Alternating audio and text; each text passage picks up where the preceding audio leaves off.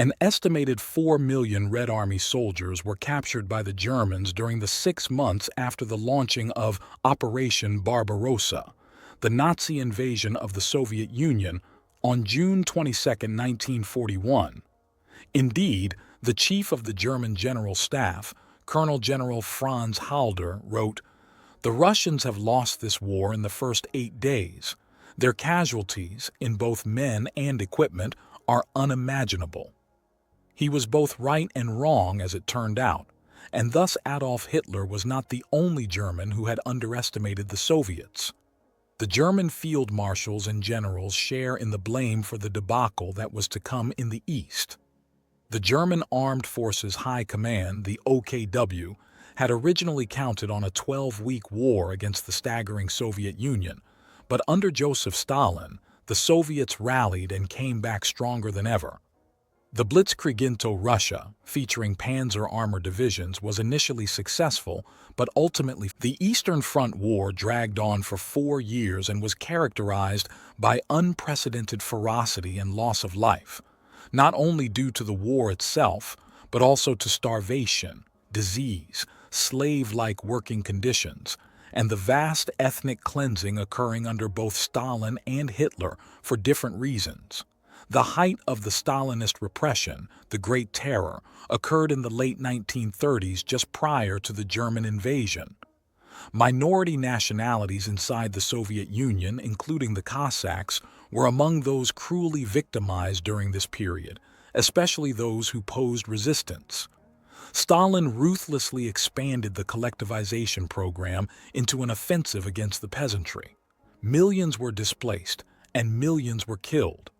A significant number of Soviet citizens, including many of the Cossacks, therefore greeted the invading Germans as liberators. Thousands of ordinary Soviets became partisans in the German military. The Cossacks, a privileged military class.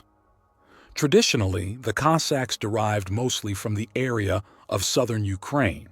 They had lived in clans that were designated by the name of the nearest major river, that is, Don Cossacks, Kuban Cossacks, Ural Cossacks. Their superior horsemanship, proficiency with the saber, and colorful uniforms defined them. The great majority of them were loyal to the Romanov family, going all the way back to Catherine the Great. By the time of the last Tsars, the Cossacks were widely viewed as a privileged military class. During the Bolshevik Revolution, sectors of the Cossacks put up some of the toughest resistance experienced anywhere by the Red Army. Therefore, after the revolution, the Bolsheviks retaliated by destroying all federated Cossack republics in a terribly cruel manner, considering them all as part of White Russia, sympathetic to the Tsar, though it wasn't necessarily. Just after Russia's poor military showing in the 1939 Russo-Finnish War, Stalin reintroduced the Cossacks into the Soviet military. Yet just 60 days after the beginning of World War II, the first major defection of Red Army soldiers to the German side occurred. It was a Cossack unit, the 436th Infantry, commanded by Major Ivan Nikitich Kononov. On August 3, 1941, fully 70,000 Cossacks went over to fight for the Germans. Another 50,000 joined them by October 1942. By that time, the German army had established a semi-autonomous Cossack district from which they could recruit. It should be emphasized that their defection to the German side was not done in favor of Nazism, but for the love of their homeland and for the cause of a second Russian Civil War. There was tremendous risk in going against the Red Army, however. Hitler declared that Russian soldiers would not be granted POW status, which meant captives would be treated as subhuman. Of the nearly 6 million Russians taken prisoner after 1941, only 1.1 million lived to see the end of the war. Given the brutality of the Germans, it seems incomprehensible that so many of these people were still willing to don German uniforms. Such was their hatred of Stalin. By February of 1945, when it was evident the Germans had all but lost the war, the Cossacks, under the leadership of German Major General Helmuth von Panwitz, wanted to surrender to the British Army in liberated Austria to escape being returned to Stalinist tyranny. Negotiations were opened on this basis in good faith. Fates decided at Yalta. The fate of these Cossacks had already been decided, however, at Yalta in February, when British Prime Minister Winston Churchill, American President Franklin Roosevelt, and Russian Marshal Joseph Stalin met to decide the final issues remaining from the war in Europe. One issue on the table was called reciprocal repatriation. This discussion related to Allied prisoners in Germany liberated by Soviet forces and also to the prisoners of Soviet origin serving in the German army, among whom the dissident Cossacks formed a major component. A trilateral commission was established to form an agreement acceptable to all three nations on issues, including the displaced civilian populations. Two basically identical agreements were signed on February 11, 1945, by the British and Americans. The British agreement stipulated that all Soviet citizens liberated by the Allied armies, as soon as possible after their liberation, were to be separated from German prisoners of war and lodged in separate camps, and situated in camps or other localities to which the Soviet authorities responsible for their repatriation would have immediate access. The British authorities responsible would cooperate with their Soviet colleagues in the United Kingdom with a view to identifying all Soviet citizens who had been liberated and transferred to the UK. The British would also be responsible for the transport of Soviet citizens up unto the moment that said citizens would be handed over to Soviet authorities. As pointed out by noted authority François Delannoy, if there was nothing in the agreement that stated specifically the necessity of repatriating all Soviet citizens regardless of their wishes and, if necessary, by the use of force, it was well understood that, from a legal point of view, that was what was intended. This, then, was the very crux of the thorny matter that would shatter the Cossack nation, bedevil the British civilian and military authorities in occupied Austria, and poison relations between the still anti-Red East and the West for decades after, concluded Delannoy. According to Stalin's wishes, the contents of the agreements were kept secret and did not figure in the final communiqué issued at the end of the Yalta Conference. It is evident, though, that had the details been published openly, those Soviet citizens serving the Wehrmacht who would have been well aware of their fate if returned to the Soviet Union, death, concentration camp, or deportation, would have taken all necessary steps to avoid falling into the hands of the Allies. On October 1, 1945, General, later Marshal, Philip Ivanovich Golikov, responsible for repatriation of Soviet citizens after the war, announced that of 5,236,130 Soviets repatriated, 1,645,633 had found employment, and 750,000 were waiting for a job. Of the remaining 2,840,367, of whom no further details were given, it is probable that they died in transit, were executed, or sent to concentration camps. At the time of the Yalta Conference, 100,000 Soviet soldiers serving the Wehrmacht had been captured by the Allied forces. The Soviets had liberated 50,000 British POWs who had sought refuge in the Soviet Union, as well as far greater numbers of French soldiers, most of whom had been captured by the Germans in 1940. Cossacks in the Nazi ranks. From the summer of 1941 through 1943, none of the top German political leaders involved with the Eastern Front wanted anything to do with Soviet POWs or Cossack turncoats fighting in German uniforms for the Third Reich. Then came the trio of crushing German defeats at Moscow, Stalingrad, and Kursk. The first top Nazi to start changing his views of all Soviets as subhumans was the Baltic-born German Alfred Rosenberg, Reich Minister for the occupied Eastern Territories. He and his Eastern politicians were the first, besides the military, to realize that Nazi Germany could actually lose the war in the East. He also knew that millions of enslaved people saw themselves as fighting alongside the Germans, not for them, but were not willing to exchange the red yoke for one of the swastika. It would have to be a genuine alliance.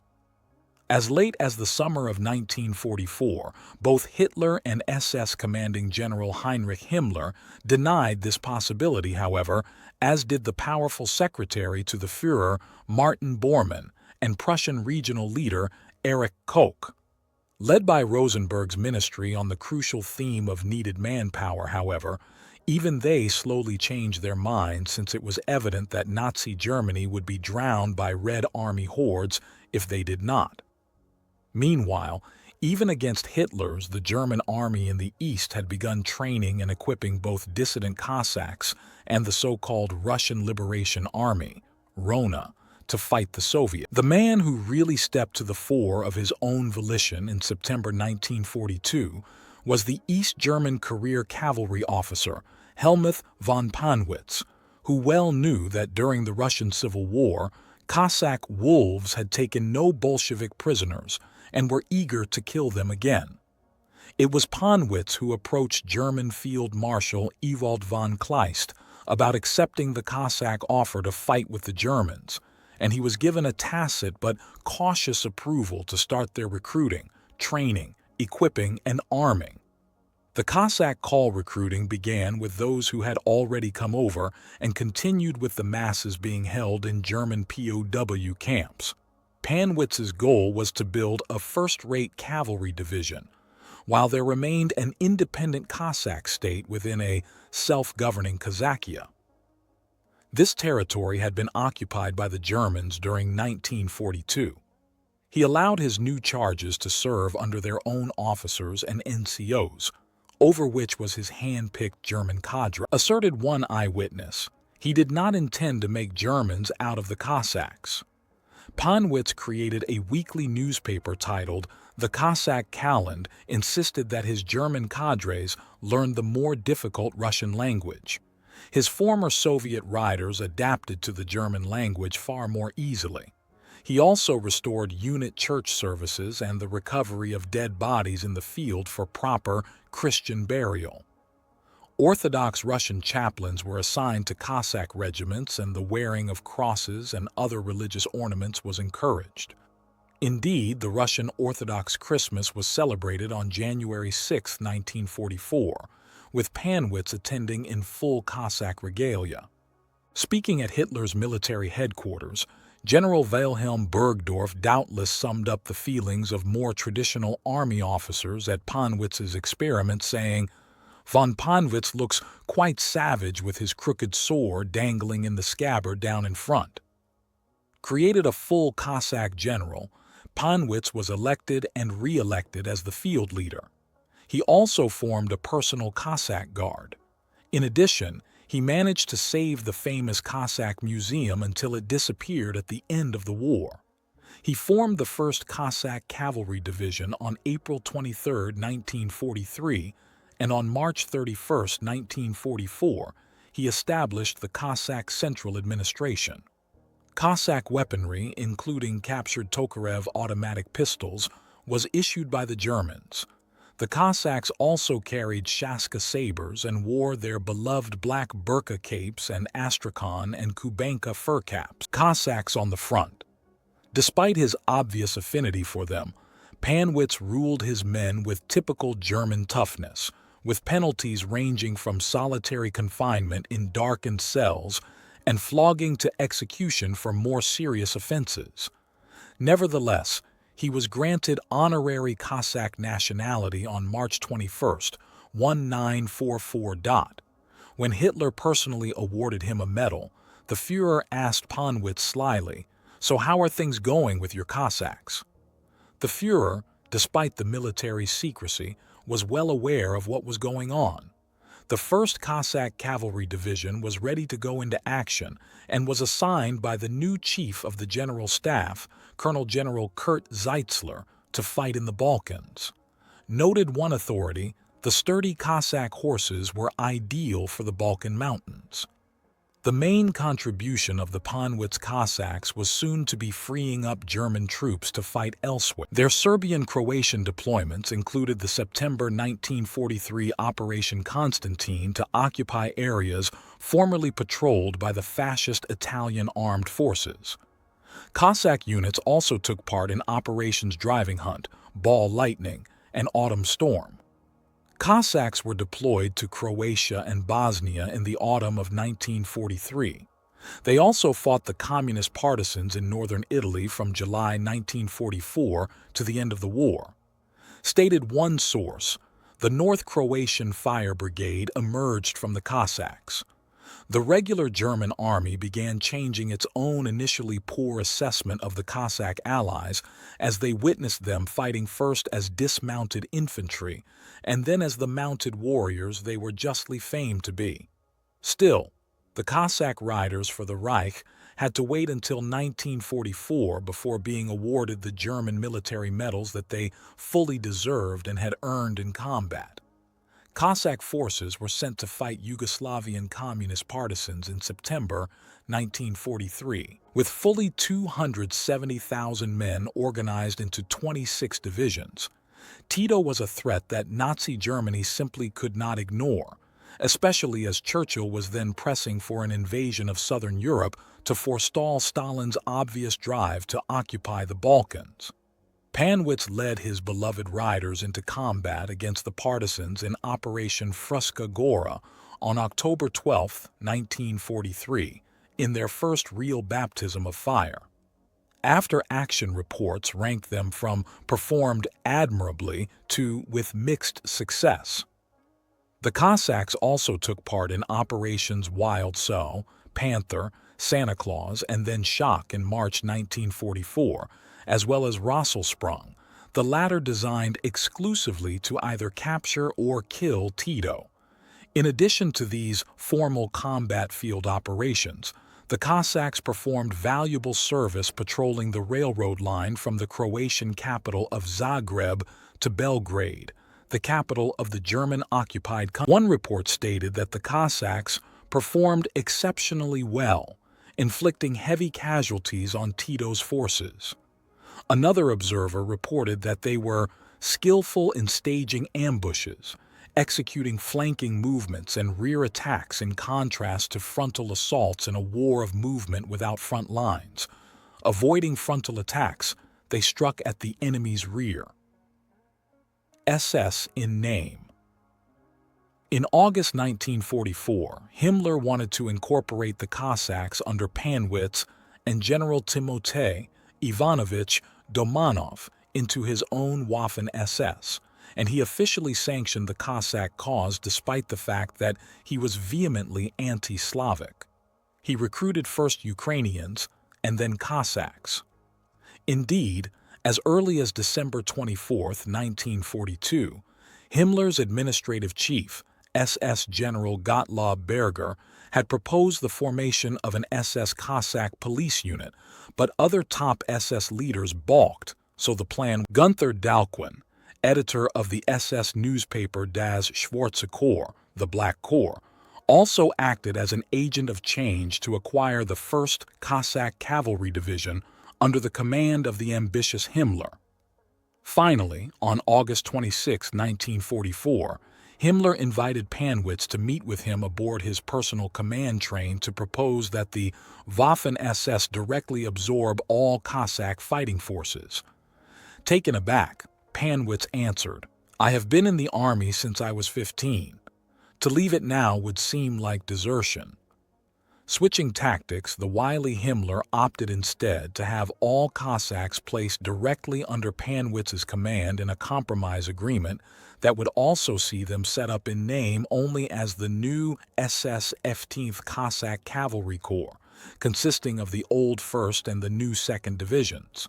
Thus, Himmler's military vanity was at least partially satiated, and Panwitz gained access to first-line SS supplies without actually making the Cossacks a part of the SS. It was truly a very fine distinction, and one that would not help either Panwitz or the Cossacks when they fell under Allied control in 1945.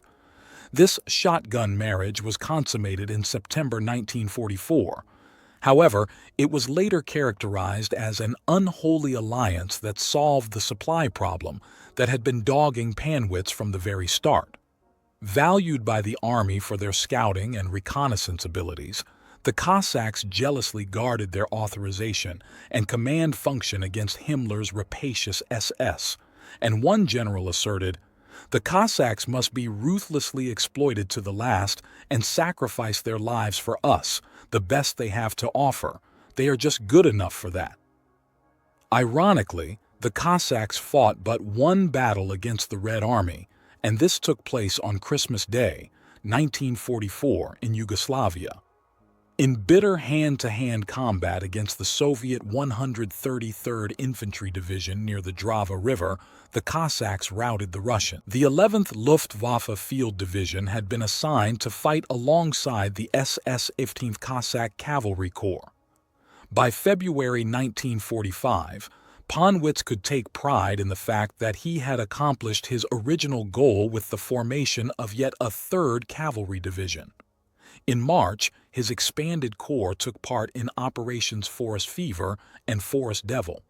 In September 1944, the Germans moved Domanov's Cossack forces west into fascist-controlled northern Italy.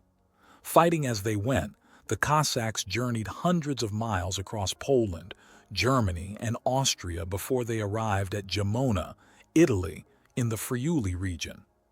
Quartered around Tolmezzo, they numbered 24,000 men, women, and even children, a nation on the move.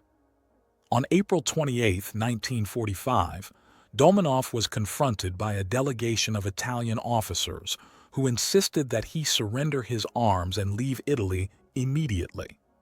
The Cossack colonel balked at surrendering his men's weapons but began the exodus to Austria the very next day. They entered Austria via the Plöcken Pass, with colorful Cossack-mounted units leading the way.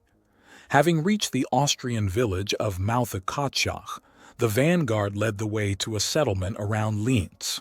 Surrender to the British debating what to do next, it was mentioned that Field Marshal Alexander, who had been the British commander-in-chief against the Bolsheviks in 1918 in Courland on the Baltic Sea, might very well be the best and most sympathetic person with whom negotiations could be sought. Thus, a Cossack delegation of 3 men returned to Tolmezzo via the Plöcken Pass route just traversed to meet with General Robert Arbuthnot, commanding officer of the British 78th Infantry Division.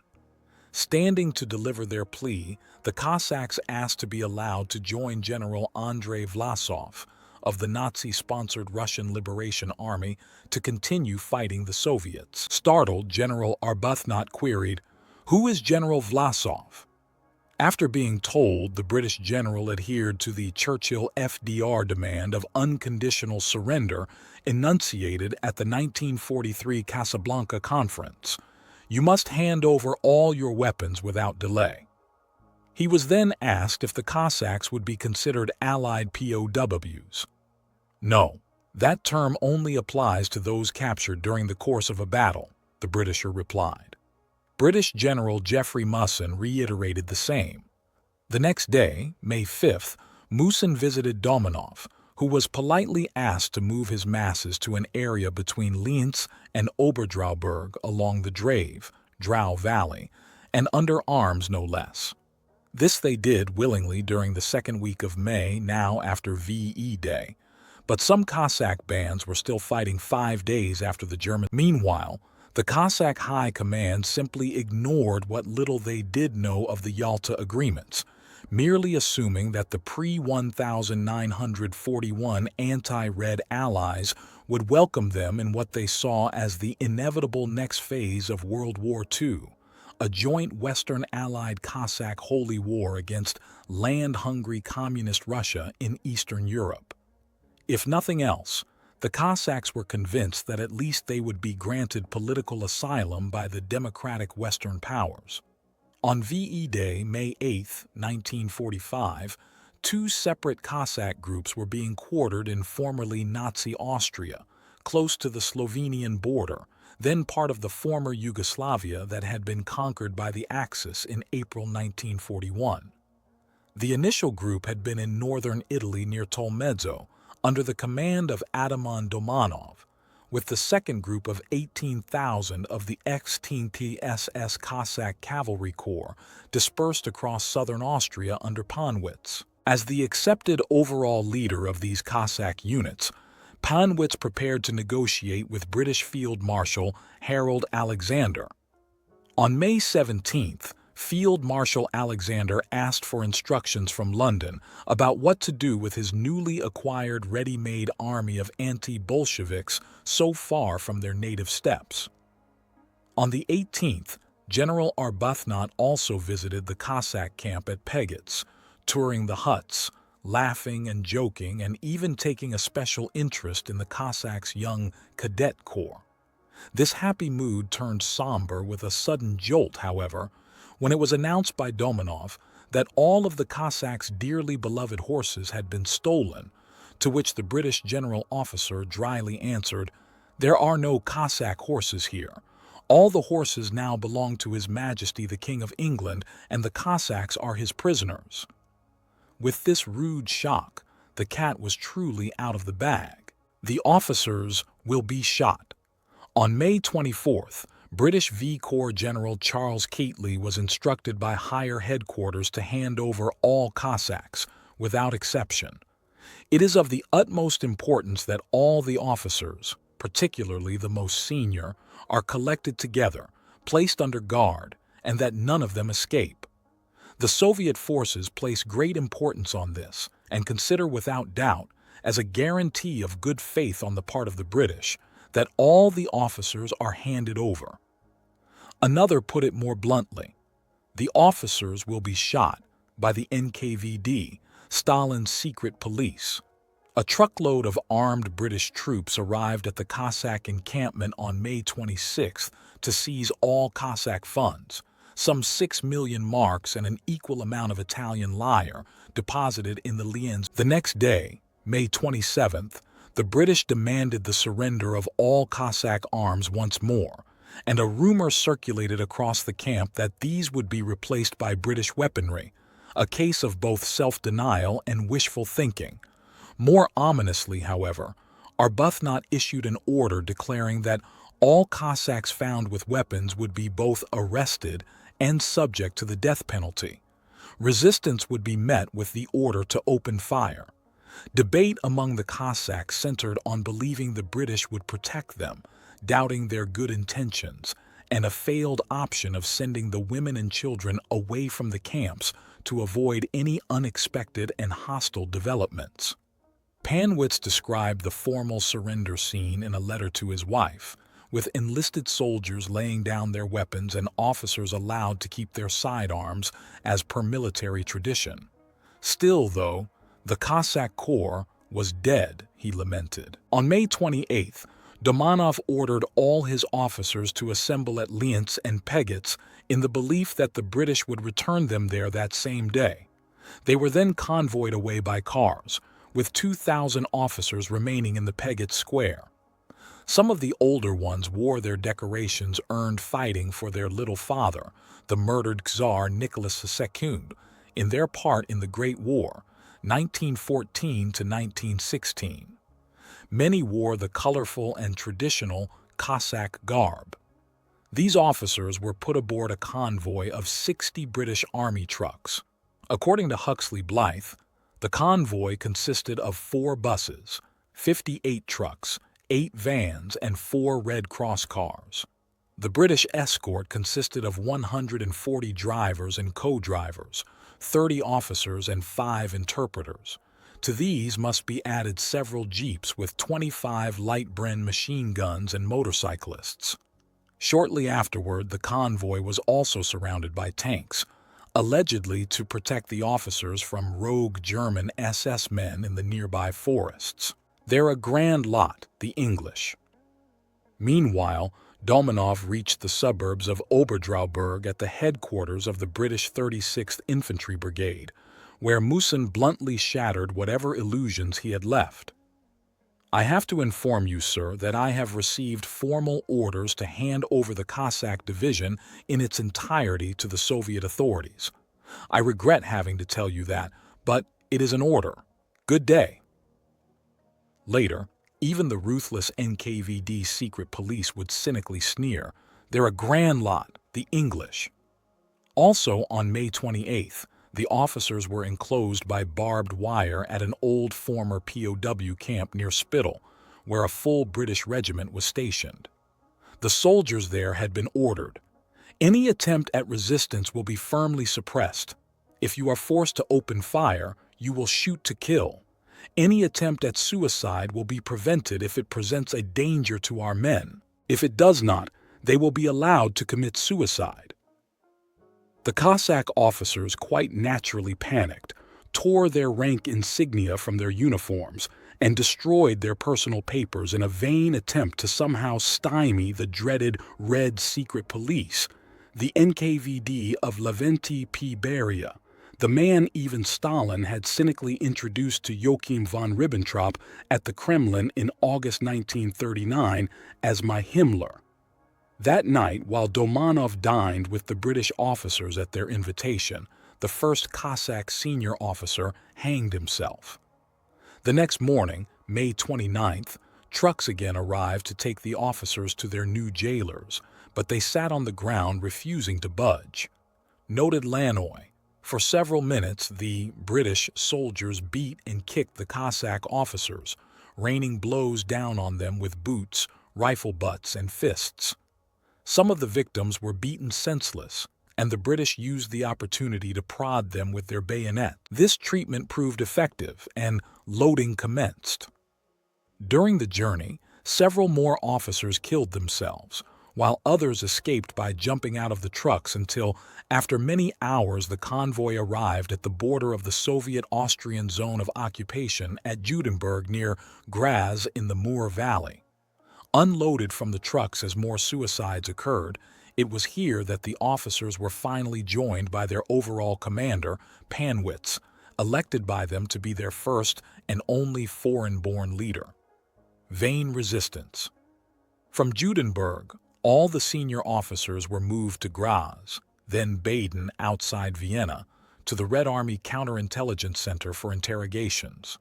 Following that, they were transferred to Moscow's notorious NKVD Lubyanka prison, where the captured survivors of Hitler's Berlin bunker also wound up, many for 10 years imprisonment. After the seizure of the officers, an order was issued on the evening of May 28th for all of Domanov's NCOs to assemble at the Pegitz encampment the next day at 9 a.m. A proclamation was read, "Cossacks, your officers have betrayed and misled you. They have been arrested and will not be coming back. You no longer have to believe in them or submit to their authority. You can now denounce their lies and freely express your convictions and hopes. It has been decided that all the Cossacks will be returned to their country." Pandemonium immediately ensued as the enraged NCOs surged forward in a body, declaring, "No! Our chiefs are not traitors, and no one has the right to dishonor them. All the Cossacks love and respect their officers. May they come back and we will follow them to the end of the world." Refusing to eat and throwing their foreign passports in the faces of the embarrassed British officers, the NCOs roared out, "How can you do this to us? We are not Soviets." In 1920, you sent warships to the Dardanelles to save us from the Bolsheviks, and now you are going to hand us over to them. Black flags were hoisted in the camp, religious services were held, and the remaining horses were killed by their own grieving riders. On June 1st, during and after the last religious service, a battalion of the Argyll and Sutherland Highlanders Regiment arrived with another convoy of trucks. Armed with rifles and pickaxe handles, noted Lanoy, the Scottish soldiers forced their way into the packed ranks, made a breach, and isolated about 200 Cossacks. Noted Major Davies's official report, the men formed a compact mass, tightly gripping one another, and it was necessary to force them apart one by one, starting at the extremities. The rest glued themselves even tighter together. But then panic spread, building a screaming pyramid that stifled those at the bottom. A man and a woman remained behind, dead by suffocation. Once loaded, the truck set off and arrived at the railway line. There the Cossacks were unloaded and thrown into cattle cars with solid grills over the windows, and the doors were barred, while at the end of the train was a flat car on which were soldiers armed with machine guns. One can only guess at how the individual British officers and enlisted men felt about carrying out such a loathsome task. As a second group at Peget's was pushed toward the trucks, many Cossacks cried out, "Get back, Satan! Christ shall triumph! Lord, have mercy upon us!" One woman and a Tommy had a veritable tug of war over her child's leg and body, until, finally, the mother was exhausted and the child was crushed against the truck. The altar was overturned and the priestly vestments ripped. Stated one source, the soldiers redoubled their violence and the rifle butts hammered down indiscriminately on men, women, and children. The priest and their assistants were forced to the ground in their vestments. All were convinced, not without reason, that life in the Soviet Union would be worse than death. Panwitz stays with his Cossacks. The first train left with 1,252 Cossacks aboard and many more to follow. According to a witness named Olga Rotova, more than 700 Cossacks were dead as a result of those operations, either crushed underfoot, killed by the British, or committed suicide. The enforced evacuations continued up to June 15, 1945, and during those 15 days, asserted Lanoy, 22,502 Cossacks were packed into the cattle cars and sent into the Soviet zone. Several thousand managed to escape and sought refuge in the mountains, where they were mercilessly pursued by the British, who, helped by Soviet special forces, organized large-scale manhunts. During 3 weeks in June, 1,356 Cossacks and Caucasians were recaptured, and of them, 934 were transferred to Udenburg and later to Graz, where, according to the British soldiers who escorted them, they were all massacred. Meanwhile, the main body of Panwitz's ex-VSS Cossack cavalry corpsmen suffered a similar fate. There were 20,000 assembled on May 8 at the time of the General Axis Pact surrender, about 80 kilometers east of the Domanov Cossacks, between Volkermarkt and Wolfsburg.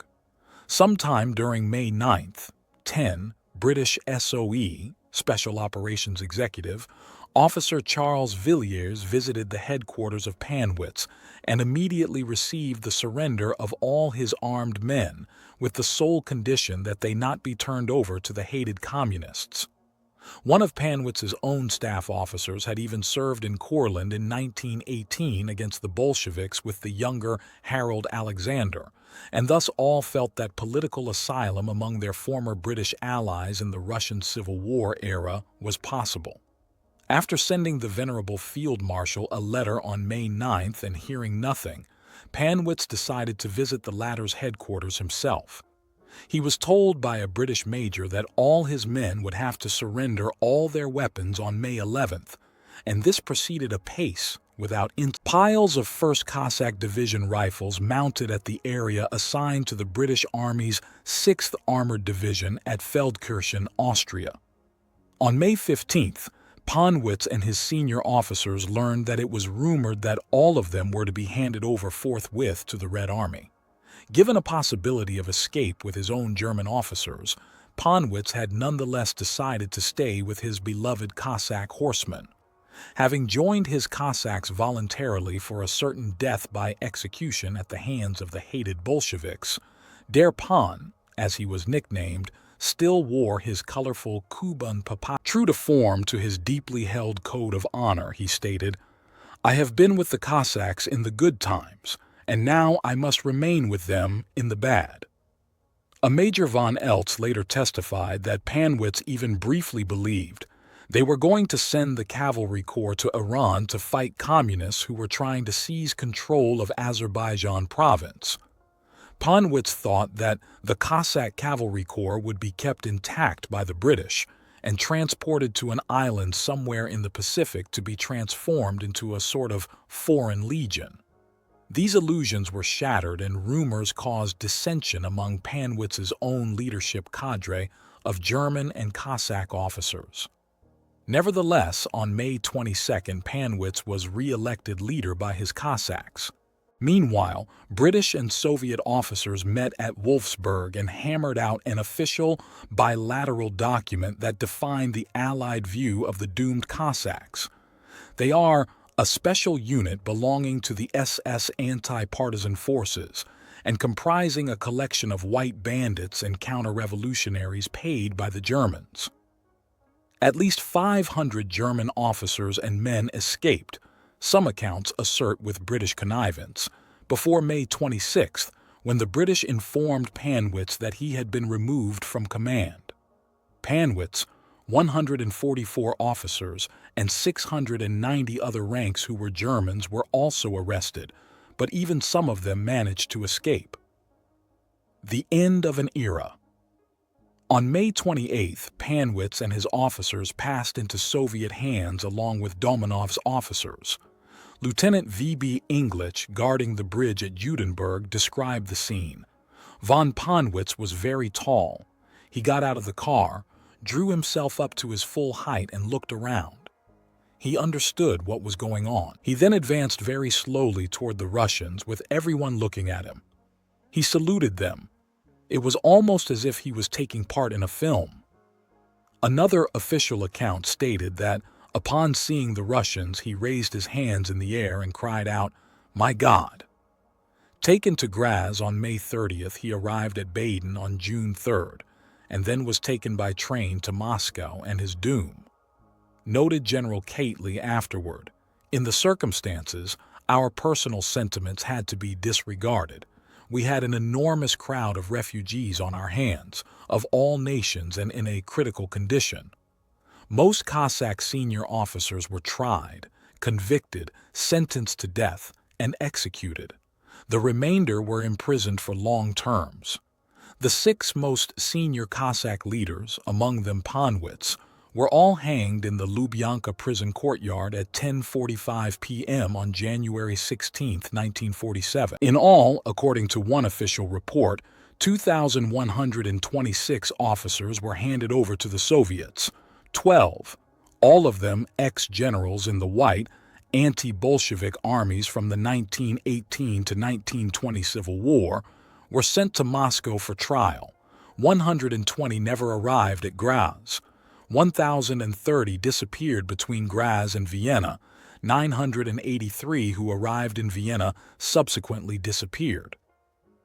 Overall, 2 million Russians, among them 50,000 Cossacks, were forcibly repatriated to the Soviet Union in what one observer termed an outright appeasement of the Stalin regime on the part of the US and the UK, a denial of political asylum on a mass scale. Conversely, asserted a Colonel Malcolm, the political decision to repatriate the Cossacks was just and the only one that could have been taken at the time. Others took the opposite view, as the controversy still resonates. One observer noted, the Cossacks in German Field Grey who disappeared into the NKVD labor camps in 1945 took with them the remnants of a unique way. It will never again be resurrected. They disappeared into oblivion. Whether one saw them as patriots or traitors or simply as magnificent barbarians, it was indisputably the end of an era. British Field Marshal Bernard Law Montgomery said, "In the area occupied by 21st Army Group, there were appalling civilian problems to be solved.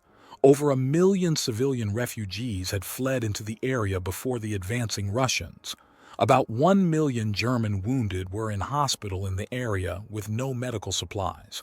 Over 1.5 million unwounded German fighting men had surrendered to 21st Army Group on May 5th and were now POWs, with all that entailed. Noted German author F.W. von Mellenthin gave this assessment of the Cossacks' last wartime combat operations. Theirs was a desperate struggle in the final hours of the war, when General von Panwitz's work reached its zenith and was plunged to its destruction. To the bitter end, the Cossack Corps did more than its duty and frustrated every effort of the enemy to cross the vital Drava sector. Despite the 1947 Moscow trials and Lubyanka prison hangings, there were, in fact, few Cossack war criminals.